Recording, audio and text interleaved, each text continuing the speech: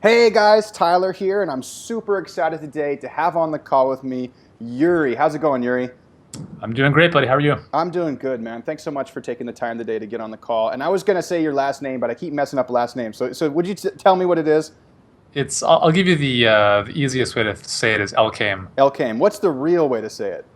Well, that's actually the way I say it, but I think the pronunciation. My dad's Moroccan, so I guess it would be like Elkaim. Elkaim. Okay, yeah, But okay, I yeah. never use that. Okay, Elkaim is a bit easier. I Yeah. gotcha. So Yuri, for people who are on the call, they don't know who Yuri is. They're just jumping on this podcast, trying to listen about cleansing, how to cleanse their body for the new year, and so on and so forth. Who are you?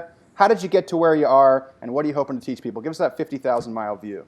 Yeah, so just a quick rundown of the first 24 years of my life. My entire mission was to play pro soccer. So when I was growing up, I was very, very active, training all the time, playing all the time. So I was very fit. But when I was 17, after a number of years of low energy and eczema and asthma and all sorts of other problems, um, I ended up starting to lose my hair. So I didn't really know why that was happening. So I was very fit, but I wasn't healthy. And I didn't realize what was happening to my body. So I was diagnosed with an autoimmune condition called alopecia. And for about 8 years, the medical community had no solutions. It was basically like, we can inject some cortisone at your head, and Right. that's all we can do. So that wasn't a satisfying answer for me. So I wanted to figure out more about my health, and I was really interested in studying conditioning and performance and stuff like that. So I studied kinesiology at the University of Toronto, but I was still clueless with respect to nutrition. So after I graduated, I played pro soccer for 3 years.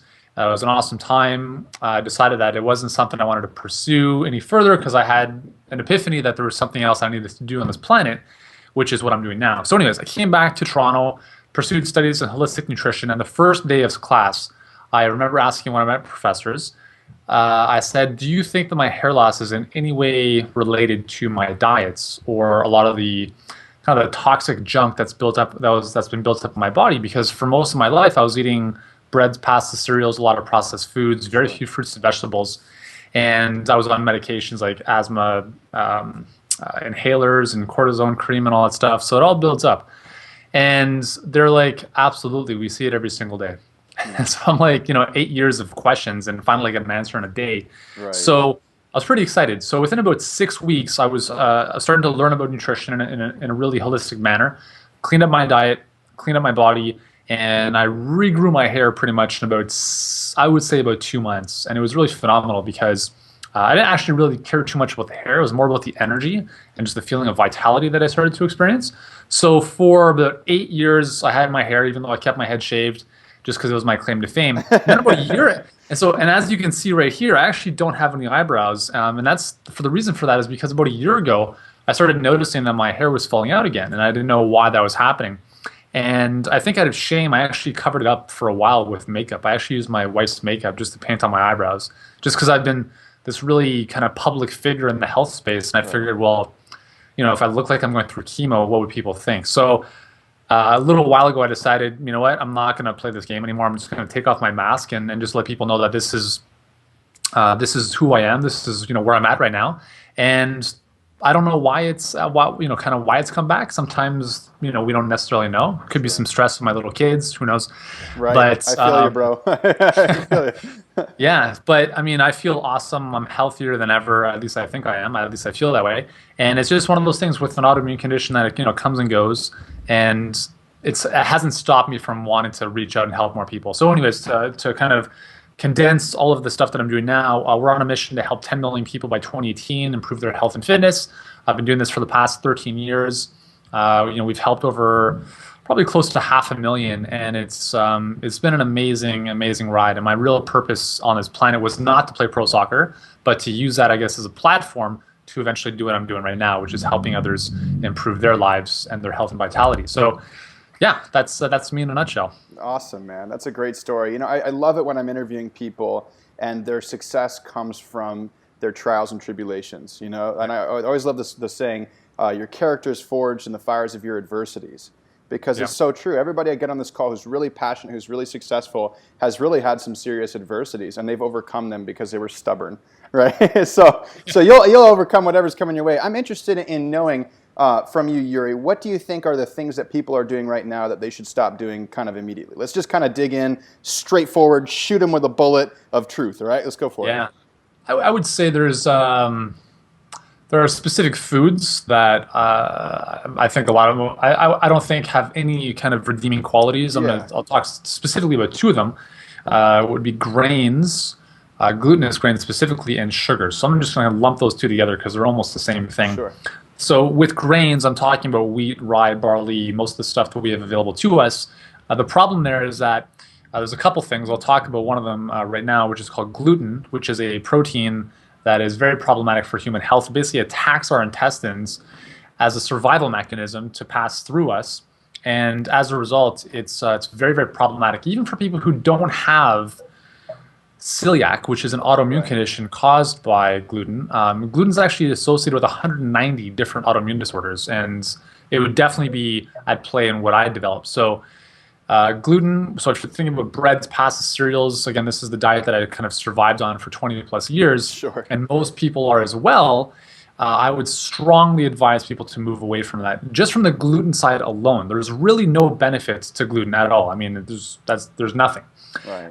The second issue with grains, again, these glutinous grains, is that they tend to have a higher glycemic index. So essentially what that does, the same thing with sugar here, so we can kind of clump them together, is that upon eating them, they're very quickly digested. And that's going to spike your blood sugar, which is going to lead to a spike in insulin, which is a hormone that takes sugar out of the blood and stores it in your muscles and fat cells. So unless you want to gain a lot of weight, you don't want a lot of insulin circulating in your blood all the time.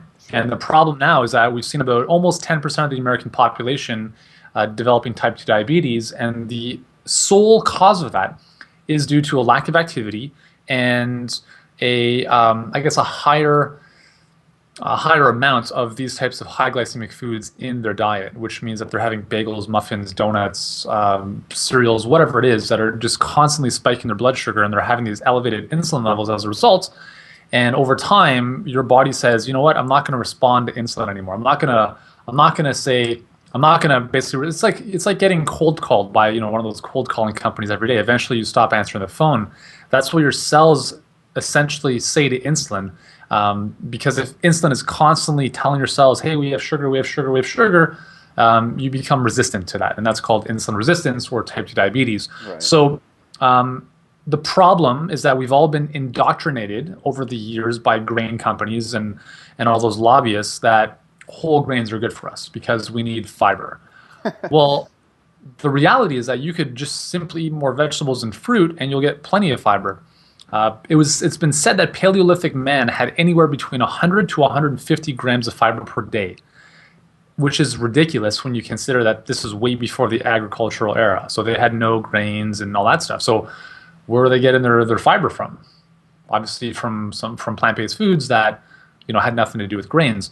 Today, our average fiber intake is about 15 grams, in spite of all the grains that we eat. So the recommended intake is 35. So we're quite a ways off. So there really are no. I'm trying to think. I'm like, what are the redeeming qualities of bread or grains? I mean, it's a fuel source to feed the masses, Yuri. Yeah, I mean that's pretty much it, right? So when we start to think about this stuff and ask ourselves why, other than the fact that I need it for my sandwiches and all this, and we've all been brought up on it. It's just a matter of kind of turning the tables and looking for better alternatives because they are associated with some serious health issues, autoimmune conditions. There's a greater correlation between grain consumption or sugars and heart disease than actual saturated fat and cholesterol. Yeah. Because of its impact on triglyceride levels in the blood and all sorts of stuff. So, sure. I think sugar and grains are probably the two big ones that most people should avoid. Absolutely, I couldn't agree more. I was 1 foot in, 1 foot out with the gluten thing for a long time. So I would be gluten free, maybe 6 days a week, and then kind of kick my heels up on the 7th day, have a big beer and stuff like that. And so I'm interested to know from you, Yuri, what do you think about somebody who's 1 foot in, 1 foot out? Do you think that there's benefit to that at all, or do you think that somebody's really got to go 100%? I've been gluten free 100% for several months now, and I feel way better than I ever have before. So I do advocate that people try it out themselves, but I'm interested in your take about these small little exposures.